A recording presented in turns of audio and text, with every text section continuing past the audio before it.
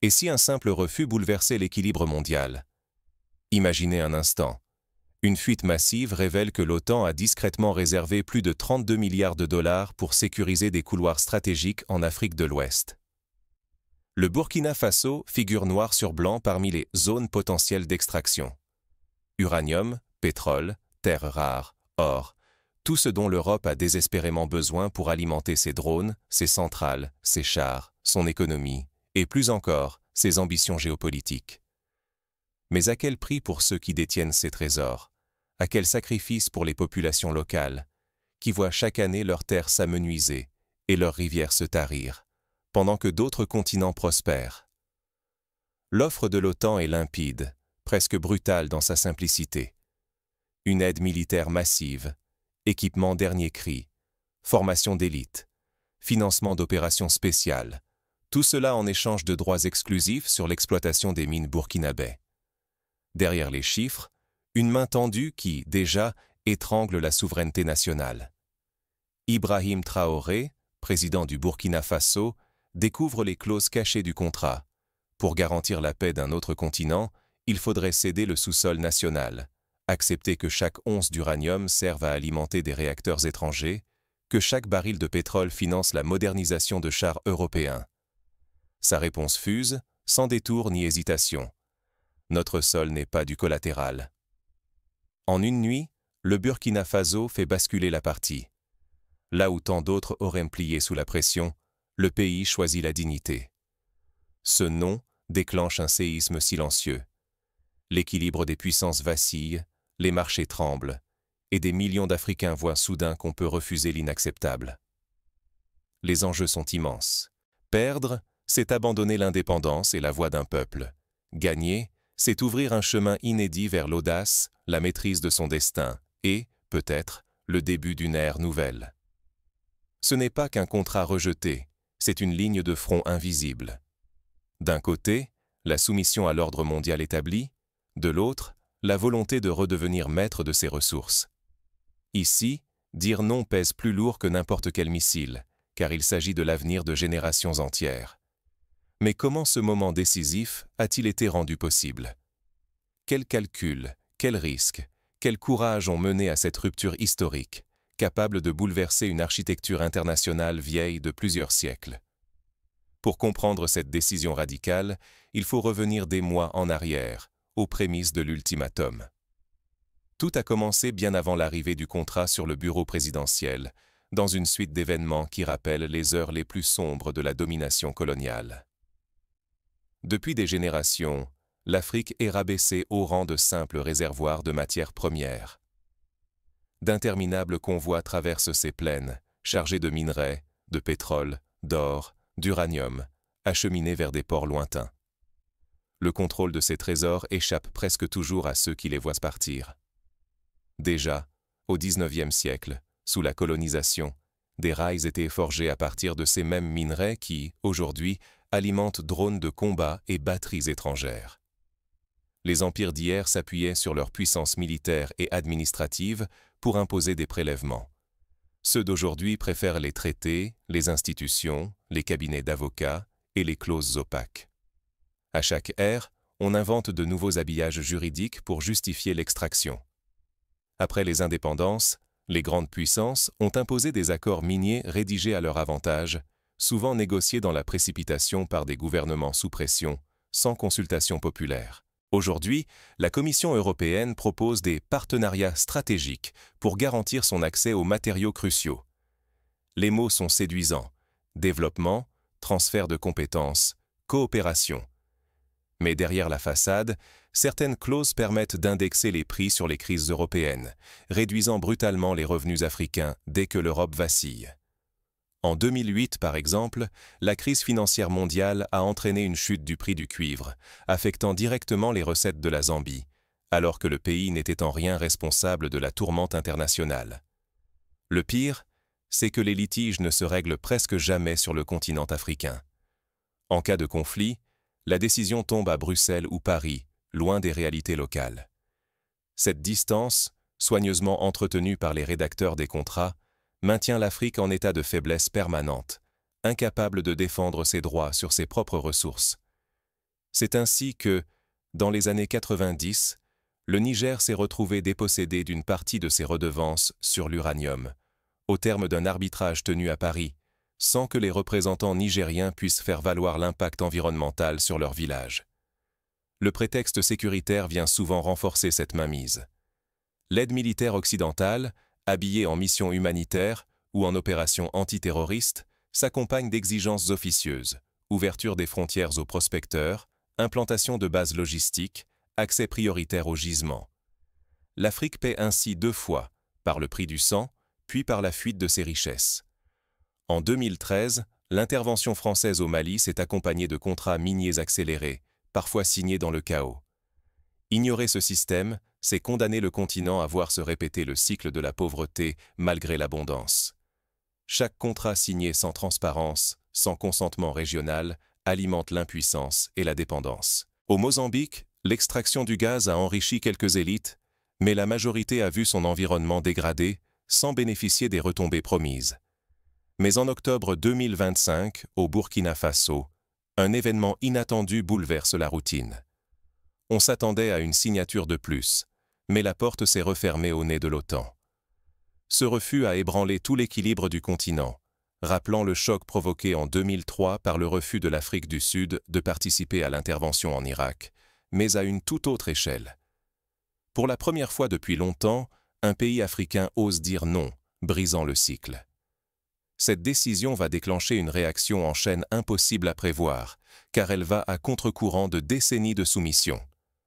Face à l'Empire, que vaut une simple signature? Dans la salle close du Conseil, l'air était tranchant. Les regards pesaient. La tension nouait les mots avant même qu'ils ne franchissent les lèvres. L'atmosphère rappelait celle des négociations de la conférence de Bandung en 1955, lorsque les pays du tiers-monde affirmaient leur droit à l'autodétermination. Autour de la table, la délégation de l'OTAN exposait son marché, soutien financier, assistance militaire, renfort dès le lendemain. En échange, des corridors miniers ouverts, soi-disant provisoires. Mais chacun savait que ce genre de clause ne s'effaçait jamais sans laisser de cicatrices. L'histoire est pleine d'exemples où des accès temporaires sont devenus des occupations permanentes. La base de Guantanamo à Cuba, louée en 1903 pour une durée indéterminée, en est le symbole. Les dossiers s'empilaient devant le président Ibrahim Traoré. Annexes confidentielles, conditions complexes, et surtout ces paragraphes que nul citoyen ne lirait jamais. L'une limitait les redevances minières, étranglant la marge de manœuvre du pays. Une autre imposait que le prix de l'or et du manganèse soit indexé sur un barème décidé à Bruxelles, toujours défavorable aux intérêts locaux. Cette méthode rappelle le système des zones franches, instauré dans les années 70, où les pays hôtes n'avaient plus voix au chapitre sur la fiscalité. Le point décisif, tout litige serait tranché non pas sur le sol du Burkina Faso, mais dans un tribunal arbitral européen. À des milliers de kilomètres de Ouagadougou, bien loin de toute réalité burkinabé. Ce genre de tribunaux, connus sous le nom d'ISDS, Investor State Dispute Settlement, ont déjà coûté des milliards à des pays en développement, comme l'Argentine lors de la crise de 2002. Le silence, partout. Signer, c'est troquer notre souveraineté contre une sécurité incertaine, pensait le président, tandis que ses ministres échangèrent des regards lourds d'angoisse. Refuser, c'était risquer la rupture des aides, l'effondrement des réserves, l'isolement total. Avait-on vraiment le choix? La tension monta encore. Le ministre de la Défense rappela « Sans drone ni instructeurs, nos frontières seront nues dès demain. » Le ministre des Finances murmura « Nos réserves couvrent à peine 3 mois d'importation. » Le choix devint alors une lame. Céder pour survivre ou résister et plonger dans l'inconnu, comme l'avaient fait le Chili d'Allende ou le Venezuela lors des crises pétrolières. Le président Traoré releva la tête. Il ferma le dossier, traça une barre noire sur la page centrale. Sa voix était ferme. Aucune cour étrangère ne jugera nos terres. Décision immédiate. Expulsion de la délégation de l'OTAN. Suspension totale des négociations. Par ce geste, il rejoint la lignée de leaders ayant osé dire non, comme Thomas Sankara en 1987, qui avait refusé le paiement de la dette considérée comme une reconquête savamment organisée. Ce refus n'était pas qu'un geste politique, mais un acte de survie. Ne pas vendre l'avenir du pays contre une promesse fragile. Cette nuit-là, chaque mot pouvait coûter l'indépendance.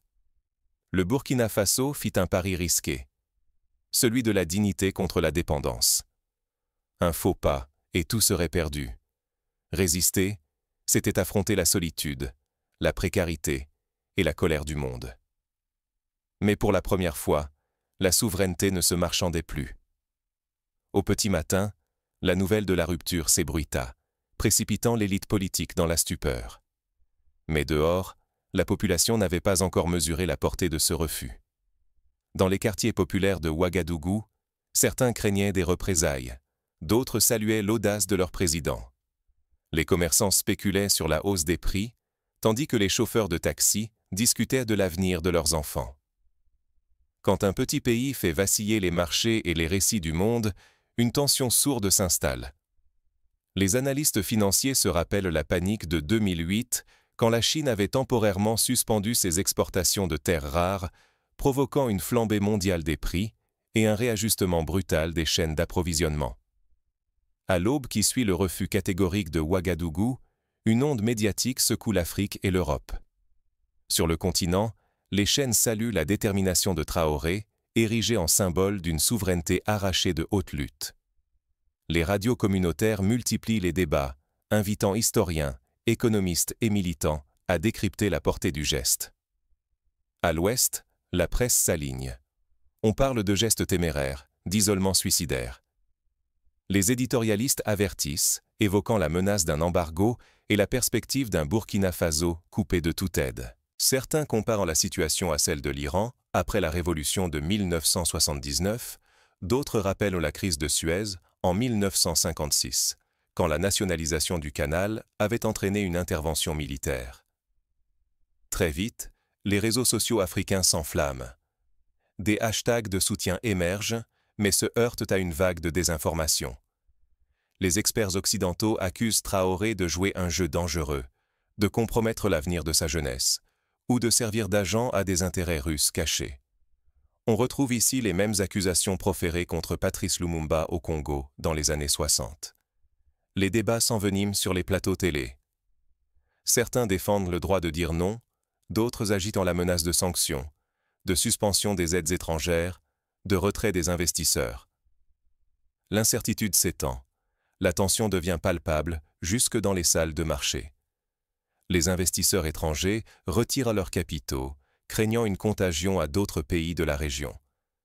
C'est alors qu'une fuite inattendue renverse la donne.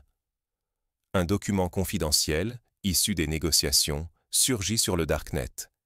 Il dévoile la réalité du contrat proposé, accès prioritaire à l'uranium, au pétrole, aux terres rares du Burkina Faso, le tout destiné à soutenir l'effort de guerre européen en Ukraine. Les clauses révèlent comment les minerais africains devaient financer la machinerie militaire occidentale. La révélation fait l'effet d'une déflagration. À Paris, Berlin, Londres, les marchés paniquent. Les actions minières chutent. Les investisseurs craignent un effet boule de neige sur tout le corridor ouest africain. Certains spéculent sur une envolée des prix des matières premières, d'autres fuient précipitamment. En Afrique, la fuite du contrat est vécue comme une preuve éclatante. Les ressources du Burkina Faso n'étaient qu'un levier pour des conflits lointains. Les récits coloniaux ressurgissent, la jeunesse burkinabé et ses voisins réclament le contrôle de leurs richesses. Le refus de Traoré se mue en acte fondateur, et non plus en folie isolée. La rumeur veut que des étudiants de Dakar à Niamey organisent des sit-ins pour réclamer des audits de tous les contrats miniers et pétroliers. La réputation du Burkina Faso oscille entre admiration et isolement. Pourtant, l'étau médiatique et financier se resserre, mettant à l'épreuve la stabilité nationale, la crédibilité de la gouvernance, la capacité du pays à résister aux pressions orchestrées de l'étranger. Mais le souvenir de la résistance du Vietnam face à l'Empire américain inspire. Parfois, la détermination d'un petit pays peut infléchir l'histoire. Mais au cœur de la tourmente, une certitude s'impose. Pour la première fois, un pays africain ose dire non, et le monde entier doit composer avec cette nouvelle donne. Ce refus dépasse désormais Ouagadougou. Il force puissances et multinationales à repenser leur stratégie et leur rapport à l'Afrique. L'Union africaine, sous la pression des opinions publiques, convoque une session extraordinaire pour débattre d'une doctrine commune sur la gestion des ressources. Et déjà, alors que les marchés vacillent et que les éditorialistes s'échauffent, un frisson parcourt la région. Le courage du Burkina Faso pourrait bien faire école. Mais l'histoire ne s'arrête pas là. L'écho de ce refus commence à réveiller d'autres ambitions sur le continent. Quand la désobéissance cesse d'être un geste isolé et devient doctrine, tout bascule. Le non du Burkina Faso à l'OTAN n'est plus une anomalie. C'est l'étincelle d'une transformation irréversible. En quelques jours, la rumeur d'insoumission traverse les frontières, portée par les vents du Sahel, réveillant partout la même question. Qui commande vraiment sur cette terre? Dans l'ombre d'une nuit sans lune, à l'abri des regards extérieurs, se tient la réunion fondatrice. Autour de la table, 5 pays. Le Burkina Faso, le Mali, le Niger, le Tchad et la Guinée. Jadis séparés par l'histoire et la géographie, ils s'unissent désormais, convaincus que la souveraineté se proclame ou se perd. Ce rapprochement rappelle la création de l'OPEP en 1960, lorsque quelques pays producteurs de pétrole décidèrent de fixer leurs propres règles face au major occidental. De ce huis clos naît une promesse, l'Alliance du Sahel. Son fondement? La charte de souveraineté des ressources. Chaque terme y est pesé comme un lingot. Désormais, plus aucun contrat minier ou pétrolier, plus aucun accord d'exploitation ne sera signé sans l'approbation unanime des États membres. La diplomatie des coulisses, les deals secrets qui morcelèrent la région, cèdent la place à la transparence et à l'unité. C'est un changement de paradigme, comparable à la vague de nationalisation qui a balayé l'Amérique latine dans les années 70. 3 principes forgeant la charte. D'abord, le consentement régional absolu. Aucun État étranger, aucune multinationale ne pourra plus passer en force ou négocier en solitaire. Ensuite, tout litige sera jugé sur le sol africain par des tribunaux désignés par l'Alliance, loin des arènes européennes. Enfin, la transparence intégrale. Chaque contrat publié, chaque commission détaillée, chaque décision soumise au regard du public. La société civile aura un droit de regard, à l'image des jurys citoyens mis en place en Islande pour réécrire la Constitution après la crise financière. Les effets sont immédiats. Dans les universités du Sahel, enseignants, étudiants et chercheurs s'emparent du débat. Des manifestes circulent, des tables rondes s'organisent, le mot d'ordre se propage, dignité plutôt que dépendance. Les médias locaux, trop longtemps relégués, s'animent. Éditoriaux, podcasts, vidéos virales expliquent à la portée de la charte. Dans les marchés, autour du thé, on questionne, on s'enflamme, on rêve d'un futur où le sol n'est plus une malédiction. Des jeunes entrepreneurs imaginent des coopératives minières nationales, inspirées par les modèles d'économie sociale du Québec. Bientôt, le mouvement déborde les mots. Des collectifs citoyens, des syndicats de mineurs, des associations de femmes s'approprient la charte et exigent son application. Ils surveillent, dénoncent les tentatives de contournement, alertent le public à la moindre suspicion. La société civile devient la sentinelle de la souveraineté, investissant l'espace public de slogans et d'exigences concrètes. Les radios communautaires diffusent des programmes sur l'histoire des ressources et les droits des peuples autochtones. L'impact est vertigineux. Pour la première fois depuis l'indépendance, la posture du continent change. Les partenaires étrangers comprennent. L'Afrique ne négociera plus à genoux. Désormais, il ne s'agit plus de survie, mais de maturité politique et de responsabilité. Les dirigeants parlent d'égal à égal avec les puissances, portés par la ferveur de la rue. Le continent se dote d'une doctrine, rappelant le mouvement des non-alignés qui avaient tenté de soustraire le Sud aux logiques de la guerre froide.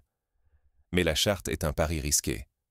Qu'un membre cède à la pression, qu'une faille apparaisse, et le spectre de la division ressurgira, ramenant chacun à l'isolement. Mais si l'alliance tient, c'est la donne mondiale qui sera bouleversée. Les anciens schémas de dépendance et de prédation seront remis en question. Les multinationales devront accepter des audits indépendants, les clauses de contenu local seront renforcées, des agences régionales contrôleront les flux financiers. Ce qui n'était qu'un refus isolé devient doctrine, puis mouvement, puis espoir collectif. Le monde regarde. Certains tremblent, d'autres espèrent. Pour la jeunesse africaine, c'est désormais une affaire de fierté et de destin partagé. Des étudiants en droit rédigent des projets de loi pour renforcer la protection des ressources, des ONG proposent des formations sur la gestion durable. Mais l'Alliance du Sahel n'a pas que des partisans. Dans l'ombre, des forces s'organisent pour tester la solidité de cette promesse de souveraineté.